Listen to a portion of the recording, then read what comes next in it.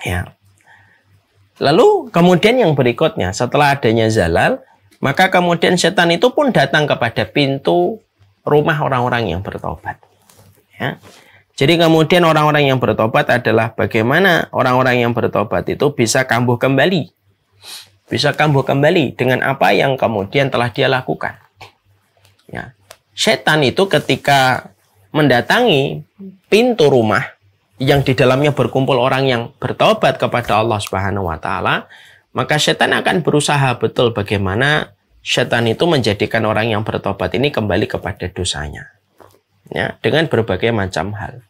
Ataupun terkadang mereka diberikan oleh setan itu jalan-jalan taubat, tapi setelah itu disibukkan pada dosa yang lebih besar. Ya, jadi strateginya setan kepada orang bertobat itu ada dua kemungkinan. Gimana orang yang sudah bertobat, mereka tidak kuat dengan ujian-ujian yang mereka jumpai, akhirnya mereka kembali kepada jalan keburukan kembali, karena tidak kuat dengan ujian yang ada. Ya kan? Ketika dia hijrah begini, ketika hijrah begini, ketika hijrah begini, akhirnya dia tidak kuat. Udahlah, saya tidak kuat. Kembali kepada jalan yang sebelumnya. Sebagaimana jalan sebelum dia bertaubat. Ujiannya dibuat dan dia tidak kuat menghadapi konsekuensi ujian itu. Atau yang kedua, setan membiarkan dia hijrah. Tapi setelah dia hijrah, terkadang setan akan menyibukkan dengan dosa yang lebih besar daripada dosa sebelum dia berhijrah. Contoh, sebelum dia berhijrah, mungkin dia minum khamar. Ya, mungkin dia minum khamar. Tapi setelah dia minum khamar, lalu dia berhijrah, lalu kemudian yang terjadi adalah dia setelah berhijrah, dia malah kemudian menodai kehormatan fulan, nyesat-nyesatin fulan gitu ya. Yang mana dosa ini yang kedua lebih besar daripada dosa khamar, tanpa kita menafikan khamar juga dosa besar. Ya, pernah nggak kita ngelihat ada orang yang terkadang dulunya mungkin zina lah, mungkin khamar lah, mungkin juga sukanya dulu nyanyi di tempat ramai laki perempuan lah, lalu kemudian memproklamirkan diri sebagai orang yang taubat. Tapi setelah memproklamirkan dirinya sebagai orang taubat, maka kerjaannya dan aktivitasnya itu hanyalah apa? Hanyalah nyesatin orang, menodai kehormatan fulan, mengatakan fulan begini, mengatakan fulan begitu. Dan itulah yang dilakukan setan. Strategi setan itu kepada orang ketika sebelum dia bertobat dan setelah bertobat itu beda. Karena strategi disesuaikan dengan keadaan dan kondisi. Itu yang kita harus paham. Mari kita merenungi perkataan dari Sa'id bin Musayyib. Setan itu memiliki strategi yang selalu berubah sesuai dengan kondisi. Sa'id bin Musayyib mengambil contoh manusia, laki-laki dan perempuan ketika lagi senang. Laki-laki dan perempuan itu ketika mereka lagi senang,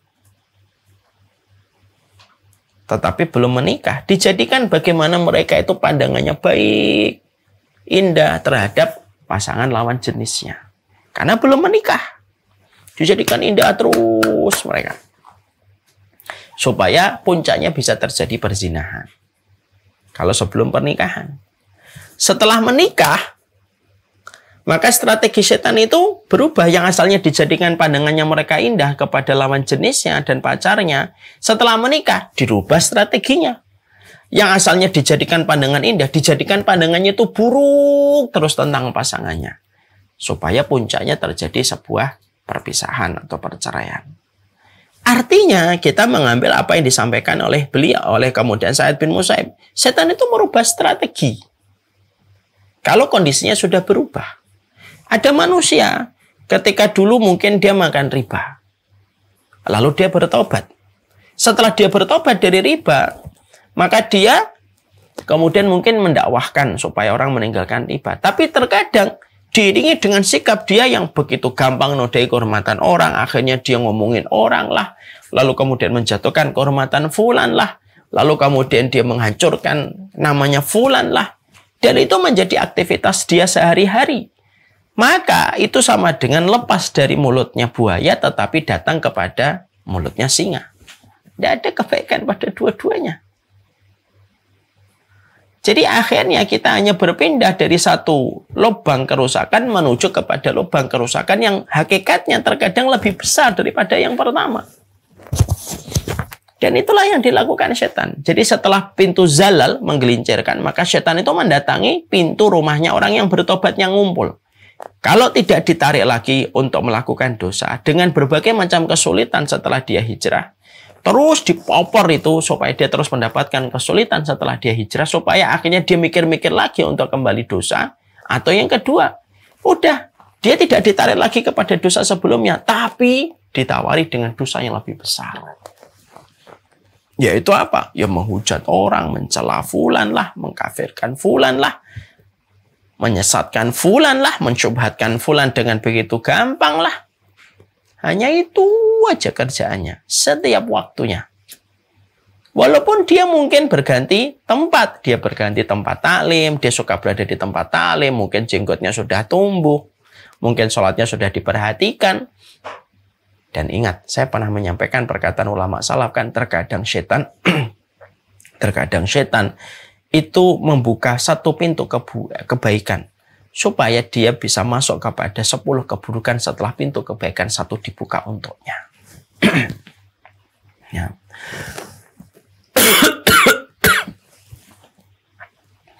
Makanya inilah yang kemudian menjadikan kita akhirnya memahami ya, maka bertobat itu tidak ringan. Ya. Makanya yang beruntung itu kalau bertobat sebentar, setelah itu beberapa waktu, lalu beberapa waktu kemudian langsung meninggal. Itu yang paling beruntung banget tuh kayak gitu. Bertobatnya cuma hitungan hari. Ya, kayak Usairim bin Abdul Asyal. Masuk Islam bertobatnya waktu pagi, menjelang sore meninggal dunia, langsung masuk surga lah. Udah orang sepanjang hidupnya dia melakukan dosa, tapi 1 tahun, 2 tahun sebelum kematiannya, dia kemudian bertobat. Tidak lama dia mempertahankan keimanan, sampai akhirnya diwafatkan di atas keimanan. Ya, artinya bahwasanya tetaplah kita berusaha. Bahwasanya jangan sampai kita tertipu dengan dua tipuan yang dibuat oleh setan. Tipuan yang pertama, kita dibuat tidak kuat menghadapi setiap kesulitan yang kita dapatkan di dalam perjalanan kita hijrah. Atau yang kedua, kita dibuat bagaimana kita sudah tidak tertarik lagi dengan dosa itu ketika kita sudah kecukupan, tapi kita ya diarahkan oleh setan bagaimana kita melakukan dosa yang jauh lebih besar daripada dosa sebelumnya. Nah, ini yang biasanya lembut. Ini yang biasanya orang tidak terasa. Dan ini yang terkadang lebih parah daripada dosa sebelum dia bertaubat kepada Allah. انشروا بين الأنام هذا هو دين السلام